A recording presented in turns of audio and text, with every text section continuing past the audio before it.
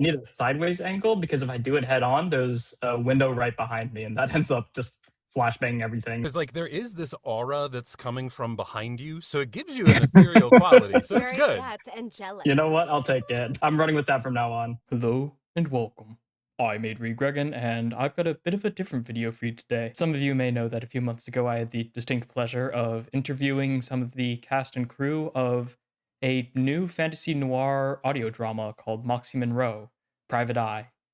It's a fairly small production, entirely human-made, and one of the producers is a very good friend of mine. And a few weeks ago, they invited me to return and give them an interview for episode 2 as well.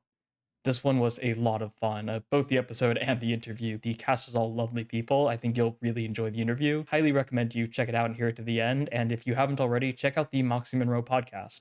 There are only 2 episodes in right now, but it's already got incredible promise, and I'm not just saying that from my biased position. I hope you enjoy as I interview Xander Rude, Andrew Ryan, and Alexa Kay. For this one, I decided to go with a slightly looser format. I figured I would just kind of talk to you guys a little bit more naturally and get some more opinions from you guys as voice actors and, of course, as writers. As you're probably familiar with, this is obviously Moxie Monroe, episode 2, and I just want to give my thoughts first of all. It was a lot of fun. I had high hopes getting into it because Xander told me a lot about it beforehand, and it completely blew me away in so many ways. I saw the episode runtime, and I immediately realized I'm in for a treat, aren't I? And I wasn't disappointed at all. I think the thing that caught me most off guard, though, was the humor. There was a lot more like humor, both overt and subtle, in this episode that there wasn't in the last one. And, well, not that there wasn't in the last one, obviously. The last one was great, but this one, it really felt like you guys were really hitting your stride. And there were just some really funny things, some things that made me laugh out loud as I was pacing around my neighborhood listening to it. I think it's everyone's favorite. Andy the War Machine is just an absolute legend, and I really hope to see more of him.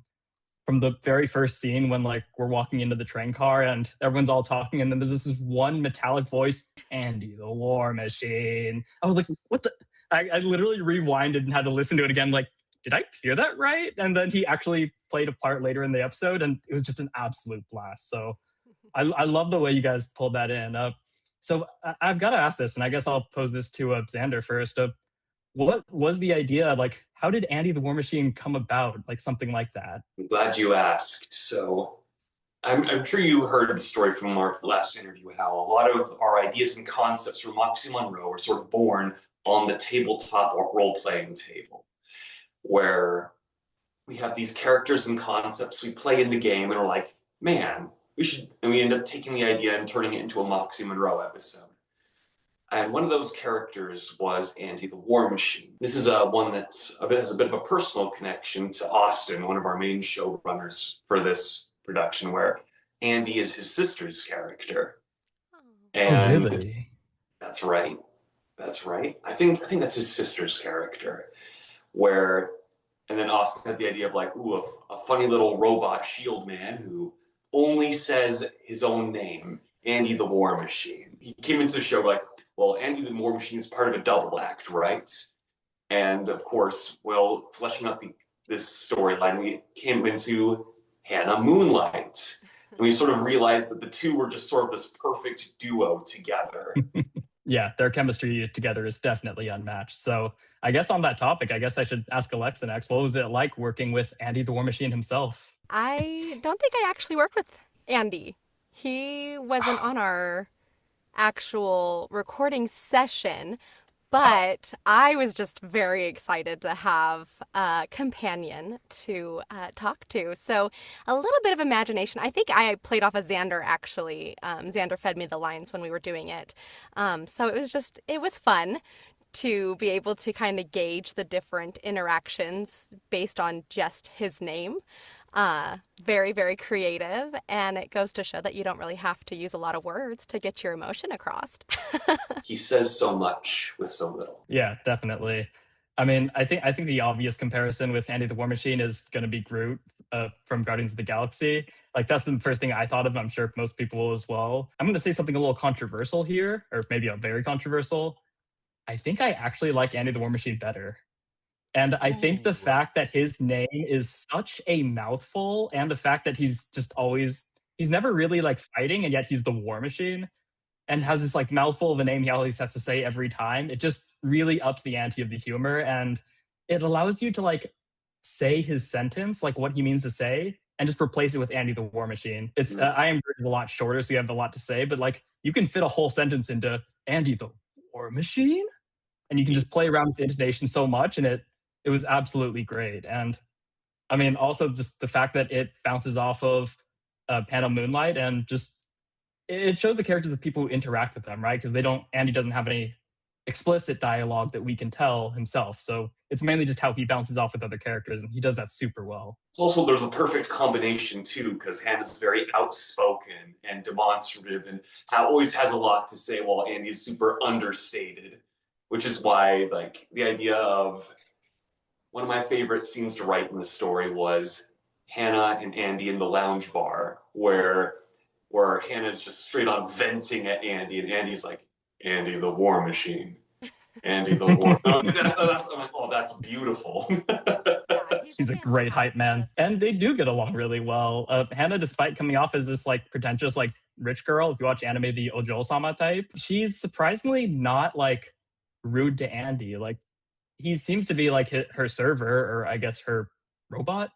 I don't know, but like she doesn't like disparage him or like treat him like nothing. Like they actually seem like they're companions who like go on journeys, and it's a really cool dynamic to see, and unusual to expect from what I think most people come to expect is an annoying archetype, the rich girl kind of trope.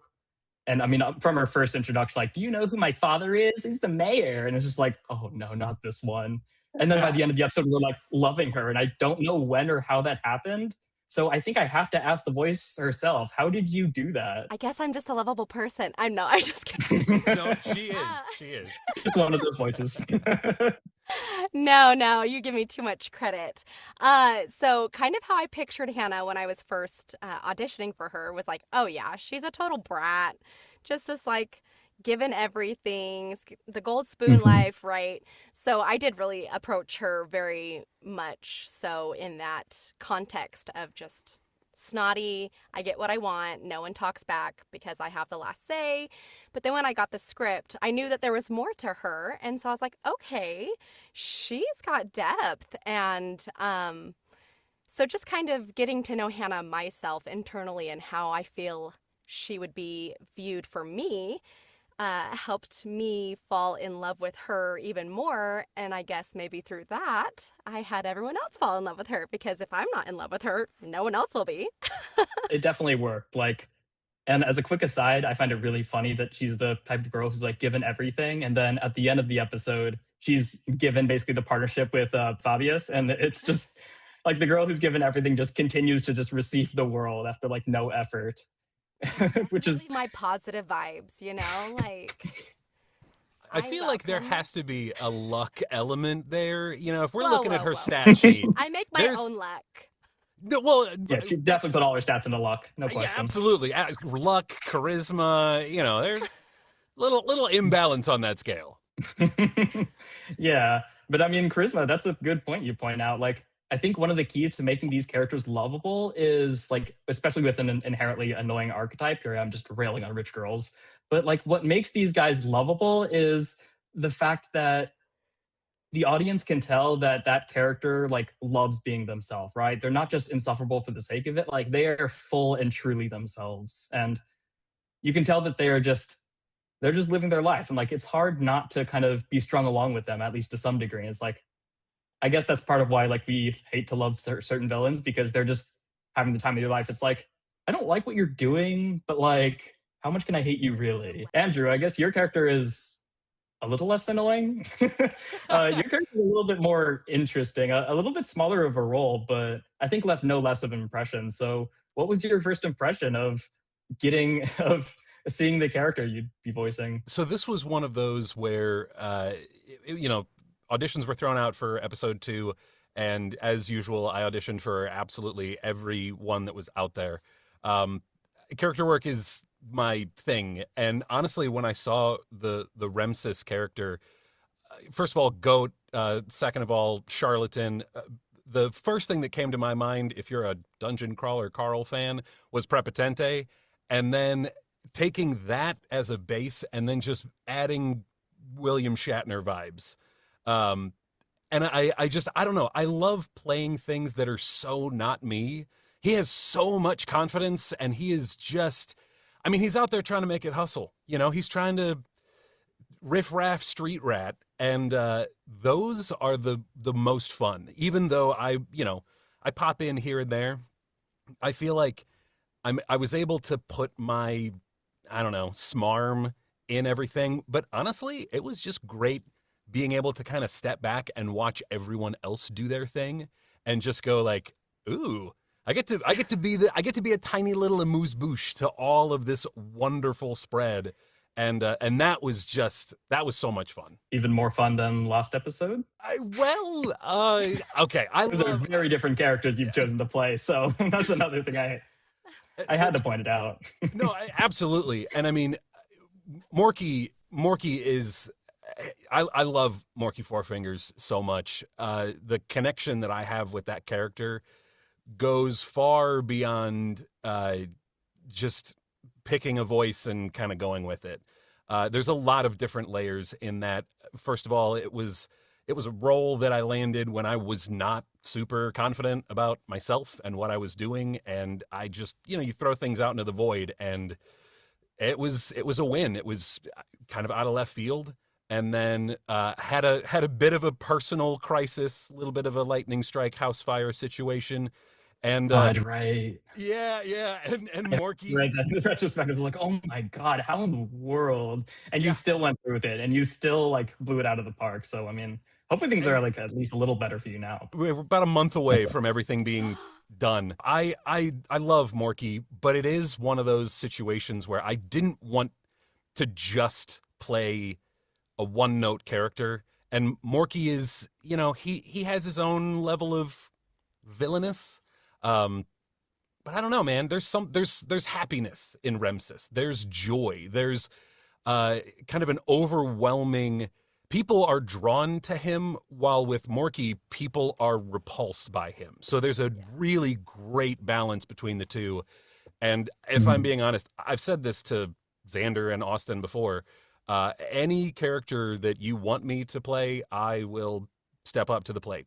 Absolutely. If I recall correctly, something you mentioned in the retrospective, like mentioning that playing a character allows you to play like a different part of yourself, put it into there. So the more different characters you get to play, like the more different sides of yourself you get to express through this medium. And I mean, that's just such a joy. It really is. I mean, that's why I'm trying to make this my full-time career. It's tough. But I've been playing a part ever since I was a kid, and it's one of those situations where I might as well get paid for it and have fun while doing it. So it is a pleasure and a joy to be able to work with this project. Drew is a delightful actor to work with on this production, and let's just say a fun challenge for every episode is deciding, who is Drew going to be this time? I'm blushing. What a fun challenge. What can we throw him into next? Exactly. I'll take it, man. At the end of the season, I will have a unique character demo that I can offer to the world, and I'm totally fine with that. What you need to do one of these episodes is you need to pull a Rick and Morty and have Andrew's characters all meet each other, and Andrew is just in a room full of himself, and he just has to keep bouncing between the different characters. He's like, I'm already there. Don't even have to worry about it. Now that would be just a little bit of a tease for episode 3. Drew, can you imagine Morky and your episode 3 character in the same room together? That honestly, it would. Those are things that I do just while I'm driving. I have arguments with myself.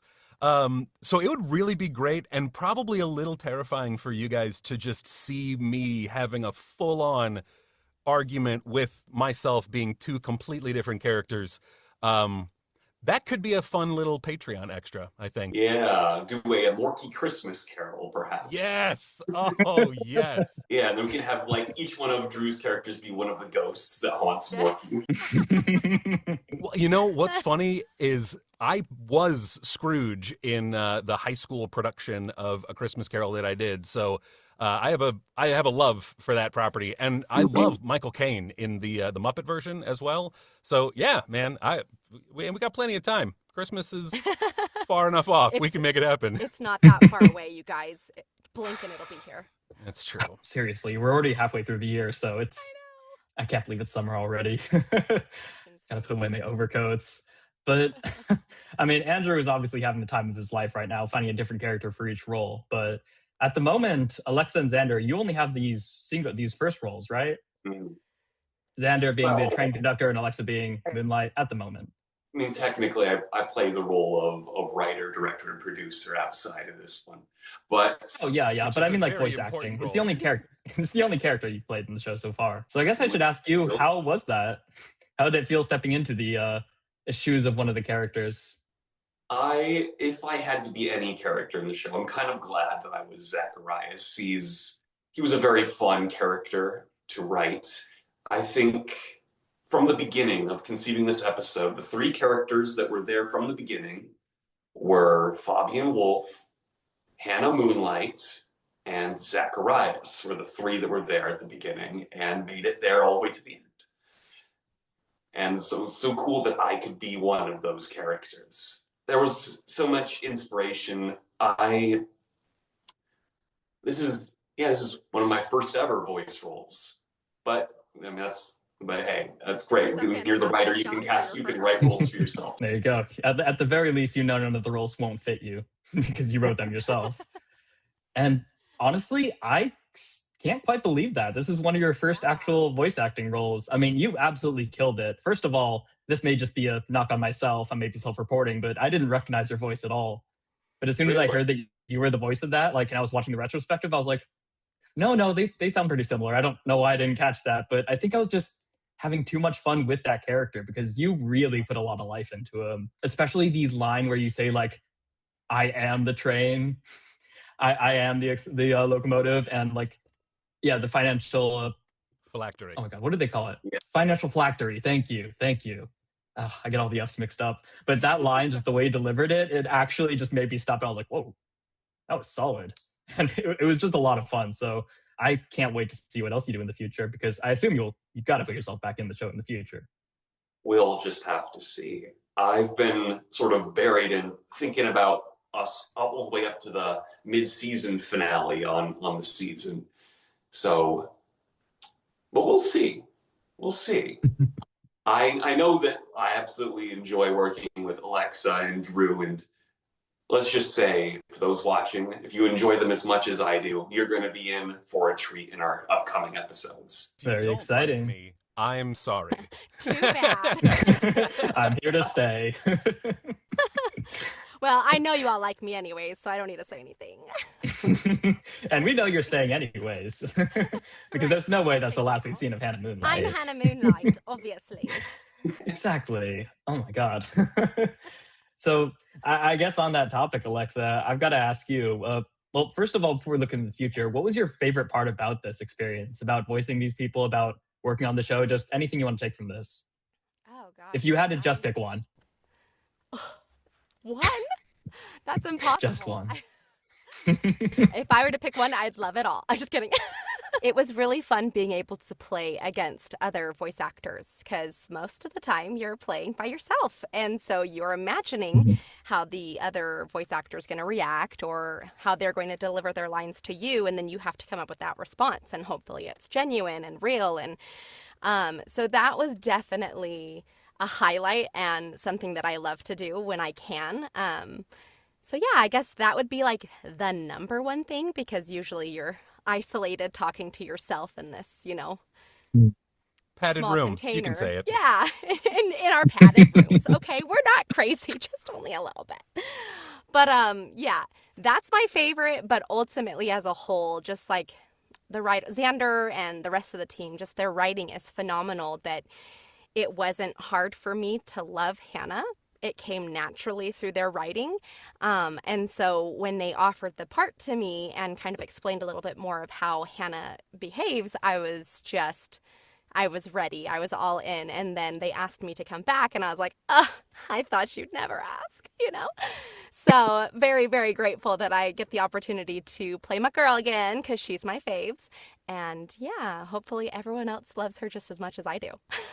And hopefully she won't get possessed the next time. Right? Though I wouldn't mind that. That was pretty fun. That Yeah. was rough. That was rough. That was a challenge. I was going to ask, what did you think about that when you saw in the script that she gets possessed and suddenly you have to play Moxie? That's Yeah, always my they favorite part did. about being possessed is characters having to play as other characters. Yeah, so I was able to, Andrew, actually, we are known acquaintances. He sent me, because he was in it, he sent me that he was in this podcast. And I was like, ooh, this is interesting. So I jumped on and was hooked, obviously, because writing and cast and, oh, gosh, it's just amazing. So when I was auditioning, when I got my call back, they mentioned that that there was some possession that was taking place and to try and see if I could mimic it and for my callback audition. So hopefully I did okay because I got the part. It was fun to kind of step into the role of Moxie and the confidence that she has, because I feel like at first Hannah, she's very sure of herself, but also probably gets a lot of flack, as from my perspective, gets a lot of flack because she's a rich girl. And so a lot of the time people just kind of look past her, kind of like how, you know, my blonde hair, people are like, oh, well, you're blonde, so you don't know anything. That's fine. And you're like, yeah, you're right. I don't. But she is, you know, throughout it getting more confident. And so I think once she kind of gets possessed by Moxie, she kind of gets that confidence that she needed to put her where she needed to be. So it was interesting to do so. And hopefully, like I said, I did a good job with it, hopefully. But if I get possessed again, I don't know. We'll see what happens. Well, now you have experience with it, so Right? it'll just be another run of the mill. We've done this before. I think that's part of the ironic character growth of Hannah, is that by having those more voices, she started out as very much a one-dimensional pastiche of a rich girl, but slowly as more voices, as she was possessed by more voices, both in the script and by people behind the scenes, like Alexa, that I think she has grown as a character and into a character that I, after like listening to Alexa's sessions recording this character, I'm like, we have to see where she goes. Yeah, especially under the tutelage of Fabios, of all people, who is also a character who'd better return, by the way, because he absolutely stole the show. Yeah. Oh, fuck. No offense to any of you guys, but he absolutely killed it. It's true. That's why we put Fabian's name in the title of this episode. Was that this is a Moxie Monroe Case of the Runaway Bank featuring Fabian Wolf. His name's up there. This is a Fabian Wolf story as much as it is a Moxie story. As somebody who has no idea where the story is going from here, the idea that these guys could like separate and like somewhere on the line they could clash again, and Moxie and Fabian could retalk, and maybe even Hannah Moonlight's there, or who knows, maybe next episode we find Hannah Moonlight running away and being like, that is not for me, he's intolerable, I'm doing my own thing. And just there's so many fun things you could take by like building out these foundational relationships with these characters who are so similar yet so different. Just look at Hannah and Moxie. I mean, those two have a surprisingly strong chemistry that I also wasn't expecting. Like when they're sitting around talking about the sweets and how Moxie doesn't like that, seeing these characters that you'd think would just get along about as well as oil and water actually have some sort of chemistry, albeit a combative chemistry, is just a joy to see. And, Well, and I guess I would go ahead. I would throw that at Cleo as Moxie. She is, there's just something, there's a charm about her that really plays perfectly into the character of Moxie. I feel like it's hard to differentiate the two from each other, because I think this might be I don't know, like a common thread with her, seeing just the dregs of society and still getting along with them. That classic detective, they always have someone that's keeping an eye out for them. And that really speaks to not only the charm of Moxie, but Cleo as Moxie. Absolutely. She absolutely kills that role. I can't imagine it with anyone else. That said, Alexa and BJ Limpy both did very, very fun takes on Moxie in this last episode.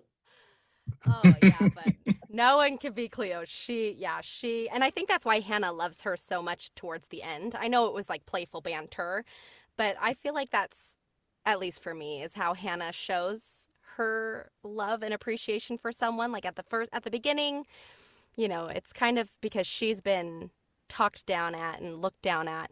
She sees Moxie as this like authority figure that's important, and she's upset because she wants to be that as well.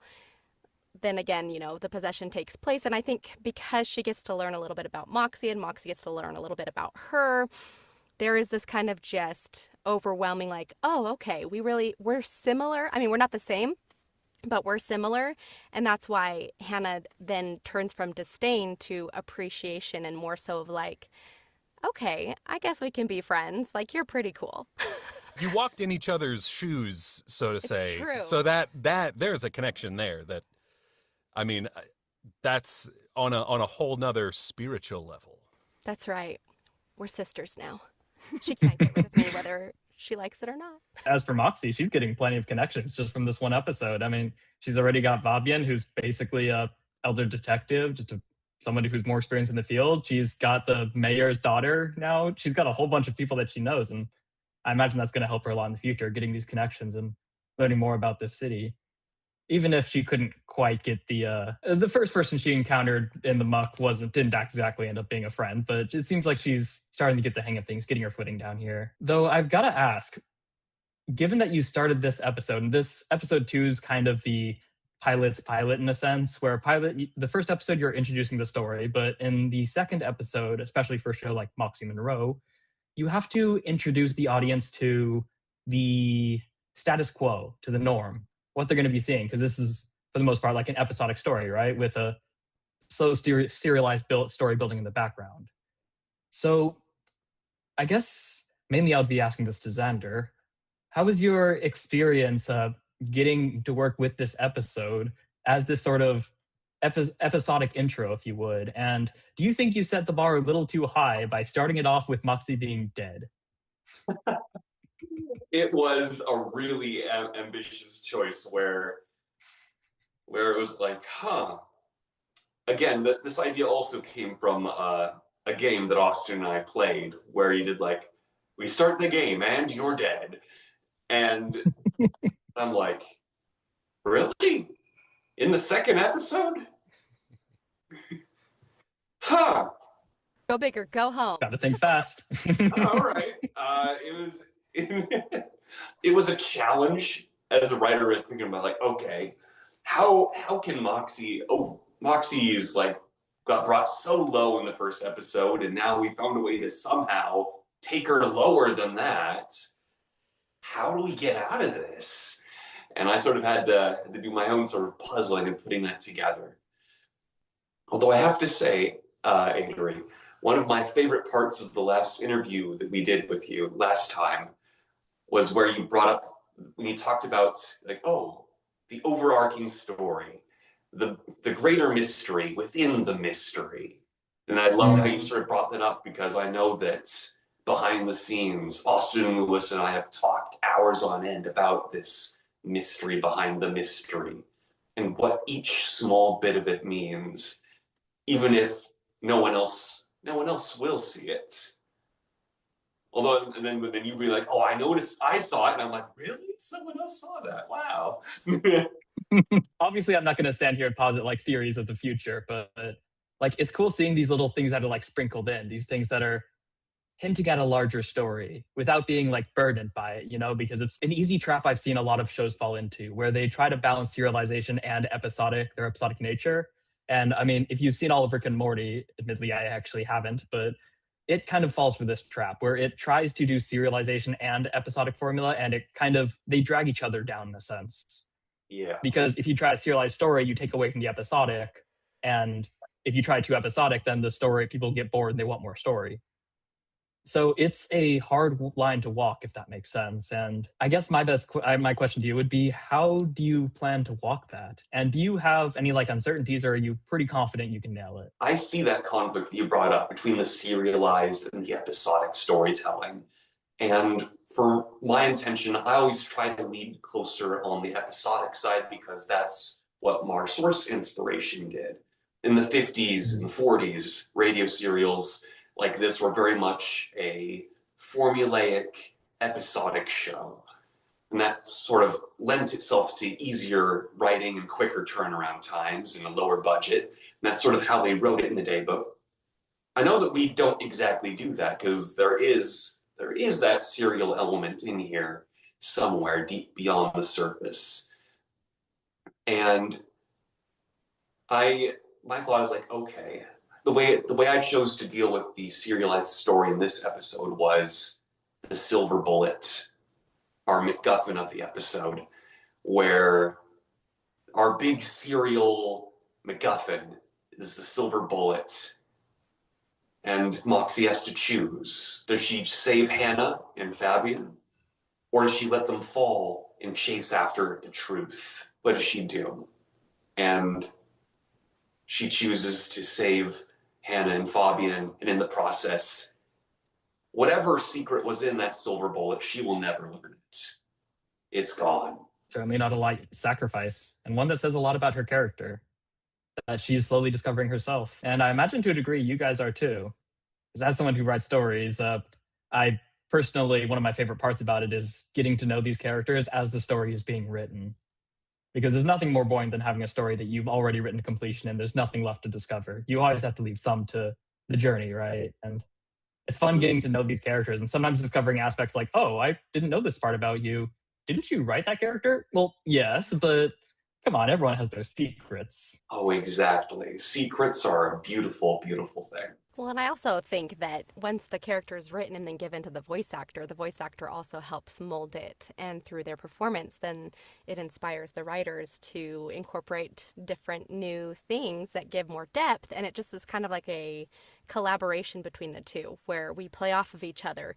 I gave you my perspective, then you built more, and then I'll give you an additional perspective and you'll build more, and it's just a beautiful cohesive thing. Yeah, I was gonna say that's also rare in this line of work too. The openness that you guys have for collaboration and the freedom that you give us to play, even if something doesn't make the final cut of the episode, it's freeing, and it really feels like we are a part of the project as opposed to just being the little wind-up toys that someone is like, here, read these words, actor person, and then you're a part of the character, you're in it, but then you don't feel like you're a part of the overall story and that you're a part of the family. And I'll tell you, man, every actor that I've gotten to work with on this project, it's so much fun when we connect. And we did something for the Patreon folks last week. And man, what a blast. Like, that's so cool. And that is not something you get to do on a regular basis. That's such an interesting point you make, because you'd think it would be natural for the voice actors to like work with the writers developing these characters, because I mean, anyone could tell you that the key to a good voice acting is like filling out the role of that character, right? And really feeling them out and becoming that character. So in a way, even though the writer wrote that character, you could almost argue that the voice actor, once giving their lines, knows the character better than the writer does. So that sort of collaboration feels like it should be standard, and yet somehow I'm not at all surprised that it's not. It can be, again, I as a casual writer myself, I kind of get it, because you have that image of the character in your head. You know where they're going to go, and if someone's coming in and trying to take that in a different direction, and you're like, no. 5 stories from now, they're going to be right here, and they have to say this line exactly the way that, Don't let them throw you off, yeah. Yeah, absolutely. And so there's some strictness there, and I totally get it. But having the opportunity to build and play and let things evolve naturally as a collaborative effort it's crazy. It's awesome. Yeah, because the last thing you want is a voice actor to have their lines like not be able to change it at all, and then feel like trapped, confined in them. Like, it should be freeing, right? They should be able to fully voice their character, not have to thread the needle through whatever lines they're being given. So yeah, collaboration is perfect there. And it's great to see you guys are really embracing that. I guess this is for Alexa and or Andrew. Xander doesn't count because he's one of the big writers here. What would you say so far in the story is the most interesting thing that you've brought to the table other than obviously your voices? So like when creating these characters and like adjusting these characters, like maybe pushing back, being like, okay, maybe this line could be like this, or what if Hannah was like this? What would you say is the most unexpected thing that came out of you going through this process of adopting these characters? Alexa, do you want to start? Andrew's like, I got to think about this one. Hold on. Yeah. Okay, I could go first. So Hannah and I are very similar. Like I said, she's the rich girl. I'm not rich. I wish I was. Like, if anyone wants to give me money, okay, I'll take it, right? But no, but just in the fact that she kind of gets overlooked because of her status. For myself, it's blonde hair, blue-eyed girl. So that in and of itself just puts a big, like, stupid sign on my head. And I roll with it most of the time because it's how I get the upper hand in certain situations. But and so I think that's why I love Hannah so much, is because she's very similar in the aspect of where people overlook her, but she's a really intelligent person, very brilliant. And I mean, her dad's the mayor, so she's been around business like her whole entire life that people don't really understand. She knows the inner workings of things. And so for me, the best experience was bringing this snotty character who's usually typecast into this annoying brat who gets whatever she wants into such a lovable character that has a little bit more depth than just that surface level snot. I love the. That's I great. Love that you're ending with snot. Perfect. Perfect. Beautiful. Yeah. Speaking of snot, let's go to the muck. And yeah, I honestly, I've thrown. No, thank you. You nailed it, by the way. No, there's been a lot of little things that I've kind of thrown out. While we're going through the script, there's been little notes, little ads here and there. There's the next episode that's coming up. I feel like there's a little bit more freedom and ad lib. But there was one moment in the first episode, and it's that turn when you realize that Morky is not who he portrays himself to be. And that in and of itself, that was the writing, but there was something else that I brought to that moment, and honestly, it was flattering. In the first retrospective that I hosted, a lot of people were like, when that happened, I got chills, and that is the biggest compliment you can give any creative. And so I love that I was able to bring that to light. Second episode. There was definitely a moment where I suggested a subtle hand kiss between Remsis and Hannah Moonlight. And while it was explored in the moment, I don't think the actual smooch was left in there, but it was implied. He was definitely trying to lay his goat Mac Daddy down on Miss Hannah Moonlight. I totally get it. I completely understand. I have too much Andy, fur. thank you. Yeah, I get that. Just like, I'm taken. It's the My heart hooves, belongs to the war machine. right. A man of so little words, but so much heart. You said it, Andrew. Your character this time played a much smaller role than Morky, obviously. I mean, that's a pretty high bar, but he still was like dripping with personality. So what would you say was your experience voicing Ramses? And like, do you wish he had a little bit more screen time, or are you kind of happy him just kind of being in and out and just being like, what in the world was that? Well, first of all, dripping is the perfect descriptor there, because that honestly was how I approached the character. Just everything is just sort of oozing out of his mouth. There's that smarm, and you're like, I really don't like this guy, and I don't know why, but I also kind of like him. And again, just so much fun to just pop in and pepper stuff in, and there's probably going to be a little bit more Remsis in the future. I don't want to give too much away, but that character, hopefully you weren't annoyed by him, and you were, enthralled and curious, because he's definitely Yeah, exactly. He's definitely an onion that you will peel, and once you get to the center, I don't know, you might be crying. Who knows? It all depends on how ripe the onion is. So you're saying we have another Henna Moonlight on our hands? I wouldn't say that. Don't sell yourself Uh-oh. short. No, Ramses is I will. fantastic. Just because Hannah didn't like him doesn't mean others won't. Well, and that is a very good point. But I will say a little bit of Ramses goes a long way, and I hope that the next time we see him, there is still a little bit of love for him. And but I will say this: I am so excited to potentially step back into the shoes of Mr. Morky Four Fingers and revisit that character, and also the countless other ones that are thrown my way, you know? And in a world like this, you never know what's going to come in the future, right? What character is going to be thrown at you? Because, I mean, that's the joy of dealing with this like magical world is you've always got to be ready to take the blows head on and adapt to whatever circumstances you're going to find yourself in. Who knows? Maybe you'll be dead next episode. Maybe you'll be coming back to life. Yeah. Maybe we're going to open tomorrow cold open and Hannah's going to be the one who's dead. We're going to have to solve her murder. Who knows? You never know in this world. I'm taking over. Well, and kind of going back to the like collaborative little bit, I don't know if this is going to happen at all, but we have talked about it.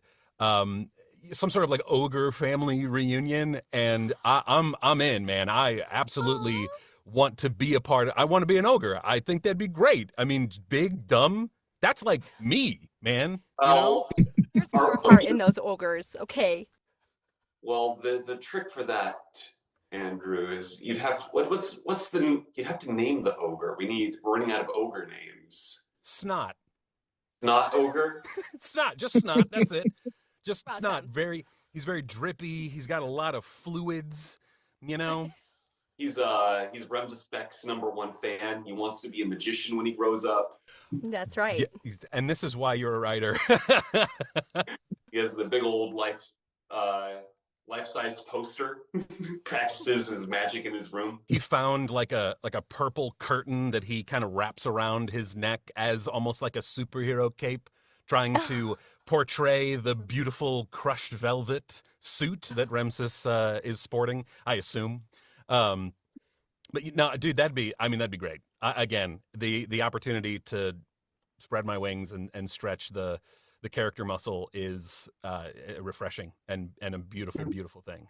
I guess just to look forward towards the future, I guess we'll keep going with Andrew because you were talking about Ramses and you also mentioned Morky. So I assume it's going to be one of these two. But the question I want to ask each of you is what are you most excited about for the future of Moxie Monroe, whether it's about your character or whether it's just about the show in general? So Andrew, I assume you're going to be either Morky or Ramses' return. So if you had to pick one, which are you more excited for? That's tough. That's like trying to pick between your children. I'll say this. I'm excited to revisit Morky because it's been so long. You know, when we recorded that, it was in October, and so that it's been a long time since I've filled his shoes, and I miss him.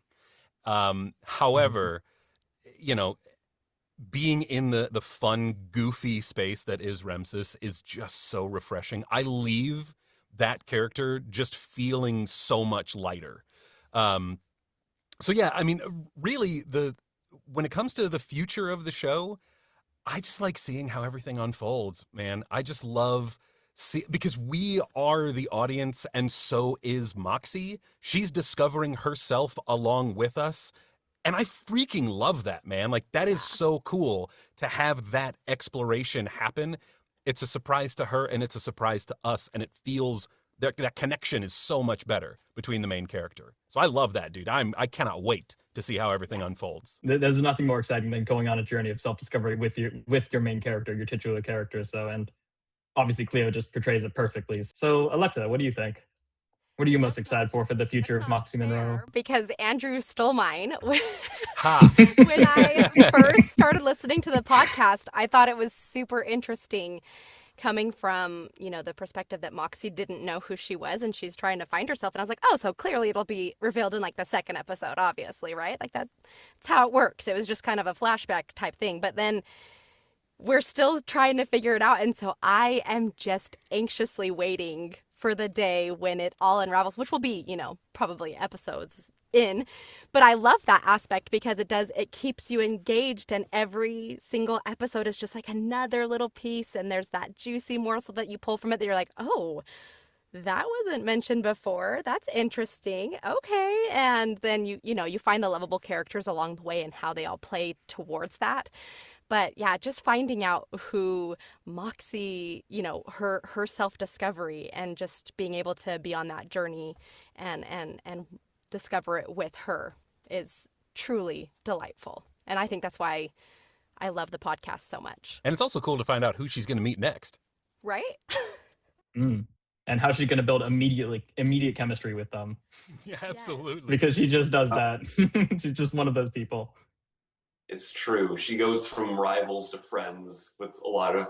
There's just a very fun thing to write with plenty of the characters, or more so in the ones to come. All right, Xander. So let's hear your opinion. What are you most excited for the future of the show, and why is it Moxie's journey of self-discovery? You got me. It was Moxie's journey. It's been amazing learning more about her in each episode. I guess part of why this the system is so open, as Drew described it, is because the story isn't done yet. We haven't finished writing it yet. When Cleo or Drew or Alexa comes in and talk about these characters, like, well, what if they were this? I'm like, I haven't thought that far ahead yet. Sure, why not? Why not is sort of my approach. One of the cool things about Moxie is sort of learning. Sure, Drew finds bits of himself in the different characters he's played. For me, it's been sort of seeing like, oh, yeah, no, I'm starting to see the parts of me that I wrote into Moxie from the beginning, and the more of that you see as that goes on. What I'm looking forward to is the Ogre family reunion. See, I told you. Yes. Moxie I can't Monroe wait and for that one. Ogres, I think, was what we said in the retrospective, right? Yes, actually, It's all coming together. Yeah. Well, and one of these days, too, we're going to get a musical episode. Cleo and I just keep harping on that. That's going to happen. I don't care where it goes. We're doing a musical episode. Oh, a musical episode with the ogres. Ooh, that might be rough. But we can make it happen. A lot of those Disney princess movies were musicals in a sense, so pull it all into one. That's right. Can Snot Ogre sing? Absolutely. Yeah, they can. Haven't you seen Enchanted? Yeah. He can definitely sing. It's not going to be great, but he'll sing. Actually, maybe a bit nasally. Well, see, I could see Snot being like a closet crooner, like just a real, like that's it. Everyone takes him for granted, but he ends up sneaking over to the muck. Voice. Yeah, and just singing some whatever the Sinatra equivalency of the muck would be. That's Snot. Snotra. There we go. We just evolved his name. Frank Sinatra. Yep. Perfect. Sinatra. It writes itself. That's good. All right. So as soon as you find the character for them, let me know. I'll pull them in an interview. We'll give them the list of Frank Sinatra songs to listen to get them ready for it. It's high shoes to fill. I'll see you in a couple of months. I'm self-casting myself. Yeah, absolutely. Drew. It's going to be Drew at this point. No, it's going to have to be a battle between all the voice actors. Oh wait, what you want to be Snot? Yeah, duh. Everyone wants to be Snot, Xander. Come on. Screaming banshee. That's who I am. I'm not the gravelly, snotty. I'm the high-pitched screeching. Those are my maybe domains. Flamina. Flamina. Flamina. Yeah. If when we do film that episode or record that episode, I will have my camera off to produce the sounds that I need to produce. Yeah. Oh my goodness. When a voice actor says that, you know to get ready. Ooh. Or scared. Maybe a little both. Yeah, a little bit. Well, there was actually, and I feel bad for Austin because he told me he listened to the whole clip. In the first episode, I remember getting a Discord message asking, hey, can you like do some like drinking sounds, just like, glugs or whatever? And I was like, yeah, sure. I'll give you, a couple of things. So I cracked open a Jones soda and for 5 minutes enjoyed drinking it, burping it, glugging it, all of that. They used maybe like 2 seconds, and he listened to the full 5 minutes. So, Austin, I'm so sorry. He went above and beyond. Method acting. Well, every episode I try to throw in sound effects that they may or may not use. I have no idea, but it's just fun. Didn't you mention in the retrospective that you were just throwing in goat noises? Yeah, absolutely. And there's another too where I think I threw in like a crow sound for an upcoming thing. Yeah, I don't know. It's just honestly, if it's close enough, why not use a voice actor to do it than to, I don't know, find some random sound effect on the internet? Wait a second. Were you the crow in episode 2? No, but I did give you guys a crow for episode 3, Oh, along with a lot of other sound effects. that's You just need to start building a library, Andrew. Absolutely. Well, I mean, what I did, and once that episode comes out, I will probably throw this out on my social media. I did film myself while doing some of these sound effects. So stay tuned. You should voice a bunch of different sound effects for a bunch of different animals in the background, and then start this running joke with your audience by posting like polls. How many different Andrew sounds did you hear throughout this episode? And the person who gets it right wins a prize or something like that. interesting. Sounds Let's see, like I think that was an Andrew Crow. Was that an alligator Andrew or was that Sander? I'm not sure. I have to listen to it again. Well, sounds like we're putting together a traveling zoo. Well, and Alexa my is goodness. actually really good at her animal noises. If you know her character demo, if you'd go on her website, all the creature noises, those are her. I was blown away. So, utilize us. On that topic, Xander, I won't disclose much, but if every creature at that zoo is not voiced by Andrew, I'm going to riot. If I don't hear a cacophony of Andrew, I am going to throw my chair. You have promised me. Alexa too. Yeah, Just a little bit. Andrew and Alexa. For those of you that want to know more about the traveling zoo, come back to our next video with Ada Rebreg, and where I'm sure fans of both channels will really enjoy the announcement we're going to make in that one. Oh yes, a lot of exciting things in the woodworks, and I personally cannot wait for any of them, especially episode 3. I really can't wait. So I expect you to send it to me by mail, and I'll watch it. By the way, I think I deserve that much, right? Right? Come on, Yeah. We're friends, right? I've earned that much. He is coming. Don't make me wait like those peasants. Alexa, say it in your rich girl present. Moonlight. Yeah. Okay, these presents and Alexa. Sorry. Thank you. If there's any last comments that you guys wanted to bring up, anything that you want to throw out there? Yes, I do have something. I brought something I wanted to show everybody. Ooh. This here Ooh. is the official episode 2 poster. It just came in the mail earlier today. That's Very awesome. nice. It looks fantastic. Look at the art. You can see the train with my face on it. Featuring Fabian Wolf, because of course. An amazing poster design. And if you're a member of our Patreon, you can get posters just like this. I know what I'm doing after this interview. Yeah, I see you guys are quite busy behind the getting all these things done, putting out other things. So naturally, I can expect a Fabian plushie coming out within the next couple weeks, right? I've been wanting to make a Morky plushie. That's something that I do want us to do. If that happens, man, you just send me a box. I'll autograph some, and we won't sell them. We'll just give them away to people. Yeah, that is like perfect. I'll keep one, of course. Yeah, we're gonna give him like little chibi proportions. He's gonna be sort of. We're gonna make him all like ugly cute, like a Labubu. It's gonna be fun. Oh. As it should be. Also, never say that word again. Yeah, right. No, I hate them. I don't want one anymore. No thanks. You've tainted his vision in my mind. How dare you? Yeah. Fun fact: that character was based off of Morky Four Fingers. The Labubu? That's right. Morky came first. That is true. That is true. All that fame, and Morky didn't get any of the credit. Darn it. Yeah, story of his life, man. How dare they? Well, he gets to lead. He gets to rule the muck, so I guess he gets his own world. That's true. I never quite considered the the net worth of Morky Four Fingers, but I don't know. Maybe that'll be a fun thing that we discover further on down the line. Well, now I'm thinking he needs to start a new side hustle selling the ugly, cute dolls and becoming doing a big trend in the muck. Like, hey, here, put this on your bag. Gotta give He him is quite the Hannah, businessman. And then Hannah will put it on her purse, and then everyone will start. Oh, yeah, she'll be the influencer for it. See, this is the collaboration we're talking about. I gotta have my little clicking. If anyone has anything else they wanted to bring up before we end this off, all right. Well, Follow us on socials. Right. I'm like, do we give socials? I don't know. If you want to follow me, Andrew Ryan VO on pretty much all platforms. That's also the location for my link tree where you can find everything. Find me on thealexak.com.